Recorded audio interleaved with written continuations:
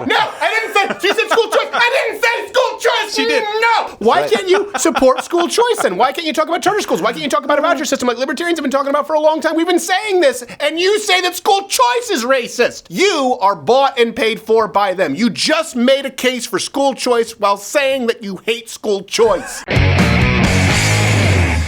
Question of the day. Let me ask this. Do you think too much attention is actually being given to Alexandria, Nina Pinto Santa Maria Cortez? Or is it pretty clear that the left is headed in a specific direction here, namely socialism, so leaders like Cortez need to be addressed and their views need to be dissected? There are a lot of people saying, why are you giving this person all of this attention? I understand. I understand that she's just one person, but I also understand that there are a lot of people who see her as a symbol for the Democratic Party and certainly want the party to go in that direction. So I'm curious to hear what you guys think. It could be yes to both. By the way, I think it's possible. I'll make that point later. It's possible. So I recently tweeted Cortez asking for in response to her asking for examples of systemic discrimination in the United States today. She responded with the following. I think we have her tweets right here. She responded in K through 12 education, mass incarceration, banks targeting Black Americans before the housing crisis. She's been cordially invited to appear on the show, by the way. Haven't heard back. As far as I know, here's something important as well. She's never appeared on a show with an opposing viewpoint. No. Ever. I can't find it. I've never found it. We've been doing research all morning. Please tweet me, leave a comment. If there's a video of her going on a conservative show, a show that would hold her feet to the fire, or where there'd be any kind of debate, please let me know. As far as I understand, she exclusively preaches to the converted. So we're forced to go through a tweet because she wouldn't appear on the show. And by the way, I was stunned that these were the examples she chose because these are examples that a first-year sort of diversity studies, gender studies, take your pick. I don't know if diversity studies are a real thing. It's so new to her. It's a layup. It's like a first semester philosophy college student would pick these, and they are some of the most easily debunked. So as something else too, as we go through these, here's something to keep in mind. Of course, you've all heard correlation doesn't equal causation. But more importantly here, disparity doesn't equal discrimination. We'll come back to that later. So let's go through point one, school funding. Okay, right away, off the top, schools aren't segregated. There are no white schools and black schools by law. So it can't be about race when we're talking about systemic discrimination. So let's take a look at what could actually be causing the funding disparity. First of all, if you actually bother to read the WAPO article that she is referencing, she doesn't actually put it in the tweet. She just says, look it up. Look, buy a book, okay? Look it up. Get the person knocking on your door at the encyclopedia. Just splurge. You'll find it. It's real. Google it. So you find the disparity, by the way, in the original WAPO article. It has nothing to do with race, and it has nothing to do with the system. It's really based on how money is raised from property taxes. Yeah, and they did that because they wanted more local control. Surprisingly, they wanted to make sure if they sold a bond that you had a really high bar to clear so that the local residents said yes to that bond. Right. Something that she would probably champion. By the way, the system in question, that specific article, the state budget actually gave more to non-white schools, just to keep in mind. Well, that's awkward. But she does make a point here. And this is where I agree with Cortez. It doesn't make a whole lot of sense that people should be forced to attend a specific school just because they live in a crappy district. She even mentioned this, by the way, on an interview where she talked about needing to change the way, when she wasn't trying to obfuscate with, it's racism. When she was talking about, in an interview, the way school funding needs to change, here's what she said. One of the things that we really need to reassess when we talk about economic inequality and reducing economic inequality is our basic system of funding schools. The basic idea that the immediate property taxes of a certain zip code funds that local public schools. Because then what it does, it creates this mad dash. I think by kind of re-examining how we even fund schools. Are there goldfish in her shoes? Is one of the basic things that we take for granted, but it could actually be one of the strongest keys in unlocking the opportunities of children in the United States. What? School choice? Yes! No! I didn't say. She said school choice. I didn't say school choice. She did. No, never. You just made an argument for school. Why can't you support school choice then? Why can't you talk about charter schools? Why can't you talk about a voucher system like libertarians have been talking about for a long time? We've been saying this, and you say that school choice is racist. Why? Because you have to appease the big unions who give far more than Big Oil or the Koch brothers or Rupert Murdoch. Big unions, particularly if you look at public sector unions and public education unions, you are bought and paid for by them. You just made a case for school choice while saying that you hate school choice. Exactly.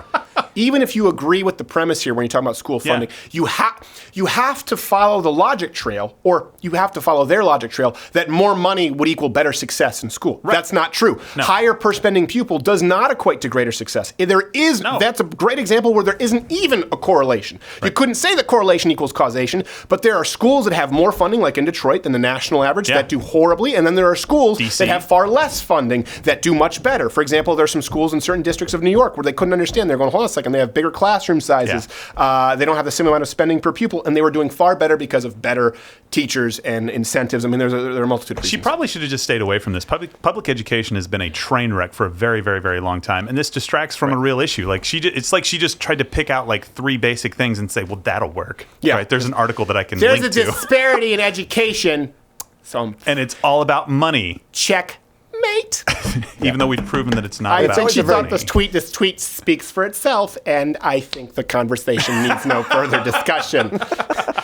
But that's the kind of responses you would get, by the way. The next point, by the way, she just points to mass incarceration, which doesn't really give us a whole lot to go context on. But she's probably referring to this idea that the criminal justice system unfairly targets blacks through drug policies, right? Prosecutes them unfairly. It's a common talking point amongst the left. Here's just a video that's an example. Drug laws were made in explicitly racist circumstances for explicitly racist reasons. For example, the first anti-cocaine laws were made because cocaine supposedly made black men impervious to bullets and prone to getting involved with white women. First off, that's not true. Second, I think she's trying to imply here that people on crack or people on meth aren't more likely to commit violent crimes. There are some Japanese kamikaze pilots who'd like to speak with you. Also, by the way, the whitest people on Earth, the Aryans, the Nazis, they were methed out of their minds. It is absolutely true that people who do hardcore drugs, particularly stimulants like crack cocaine and methamphetamine, commit more crimes. I don't know why they're like, it's racism. No. They crash planes into Pearl Harbor when they do those drugs. That's why. To go to the argument at large, because she just said incarceration. Yes, black people make up a disproportionate percentage of the prison population. But they also commit a disproportionate percentage of the crimes. They commit murder, for example, at more than double the rate of white Americans. Okay? Yeah. And again, if you look more closely, you can find reasons for the disparity in the drug crimes specifically that they mentioned that don't equal discrimination. Yes, okay? Here's a good example. 81% of crack cocaine defendants are black. But only 2% of meth defendants are black. Yeah. With 54% of them being white. That means that meth laws target whites 27 times more than blacks. Wow. See? We can play that game too. Meth targets whites. I bet if you were to include people who have sex with their sister, it's probably 84 times more than blacks. By the way, according to the stats, heroin is the wonder drug that bridges the racial divide. And that's just good shit. Everyone loves heroin. I don't care, you white, you yellow, heroin is just plain good. You got that right. I'm glad it brought us together. We'll be in trouble. So let me ask this, are meth laws, are they anti-white? Any more than crack laws or anti-black? Different demographics commit different types of crime. That's why there's a disparity. There is a through line through all these disparities, for example, not doing well in school or ending up in prison.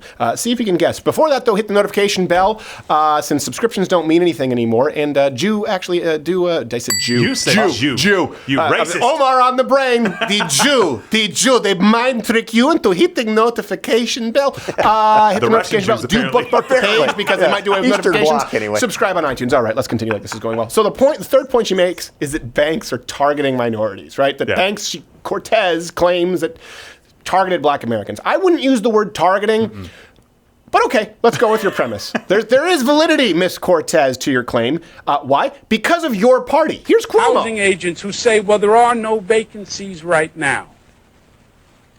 That you just didn't qualify for the mortgage because your financial credit history wasn't good enough. Well, that sounds valid. Reasonable. Last year, the Federal Reserve Board found African Americans are denied credit for homes at twice the rate white Americans are. What? Twice the rate? That's almost 2 times more. Twice the rate. 27 times the rate of prosecution of white Americans for meth. 80-something times the prosecution of black Americans for crack cocaine. Twice the rate. Let's just use numbers. Twice the rate. Okay. What was the credit score?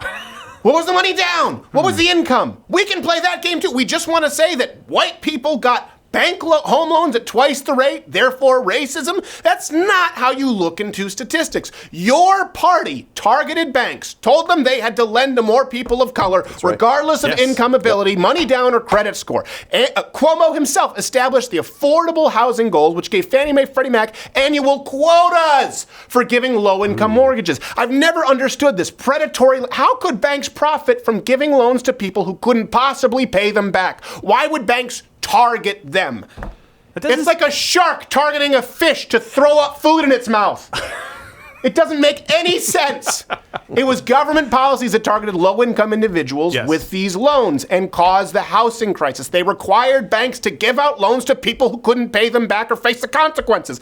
A bank is typically in the business of making money! By the way, you know who didn't have a problem getting a home? The Black Doctor.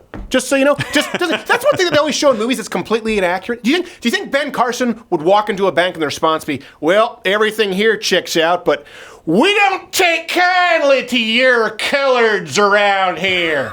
But it's money in the bank. I mean, basically paying 80% down. We don't care. We'd rather lose money on a good white filler. That's what happens in these movies. A black guy walks in for a bank loan. He walks in. He's got a wife and kids. He's got a job. He's got a perfect credit score. He's got all the money down. And they're like, well, I would give it to you if you weren't a Negro. That's not how it works in the real world. No, especially with what Are there some racists, by the way? Of course there are.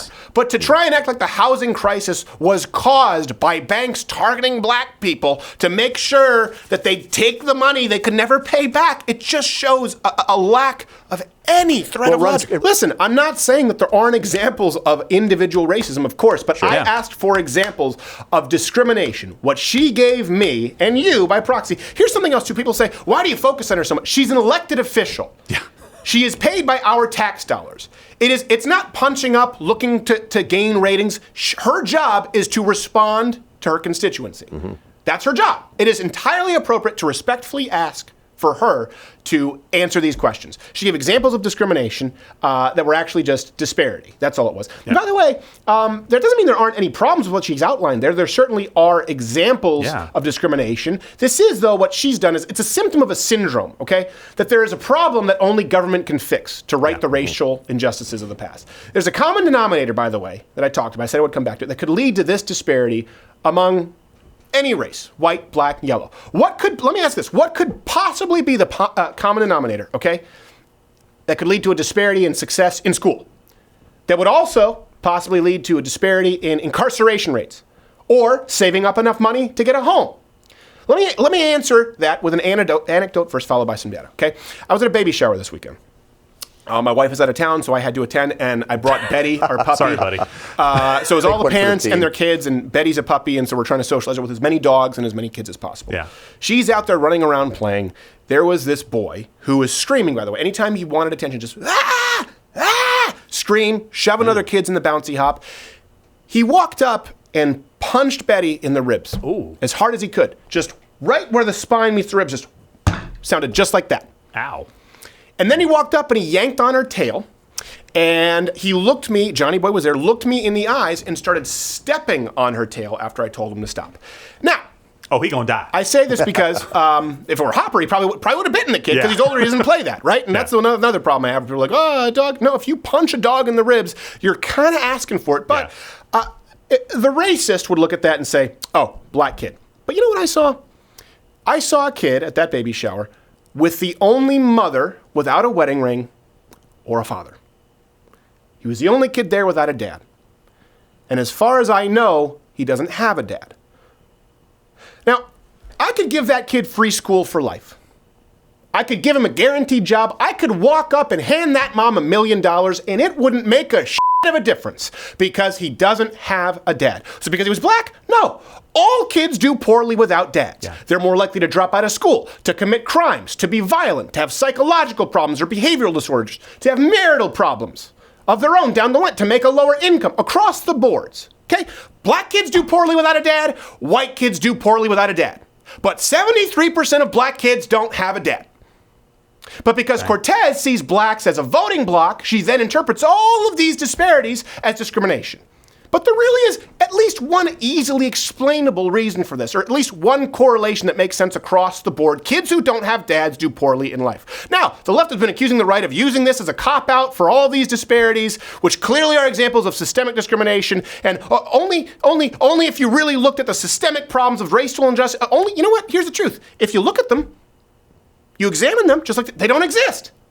Yeah. The largest part of this solution is right in front of your faces, their faces, our faces, but the left couldn't possibly acknowledge it because that would be dabbling in the realm of moral absolutism, or maybe passing judgment. And we couldn't have the leaders of the DNC doing that. We couldn't have them saying, you know what, let me use my sound judgment here. It seems that there is a strong correlation here, and I do believe there could be some causation, that kids without dads don't do well. If we're going to try and socially engineer people, why don't we look at something that is undeniable and encourage men to be better husbands, fathers, dads in the household? You do that, you'd fix a lot. You certainly would fix a lot of problems. Not all of them, but everybody would have a better head start, at least. But we're not supposed to talk about it. The DNC could never do that. Cortez, the intellectual heavyweight for them.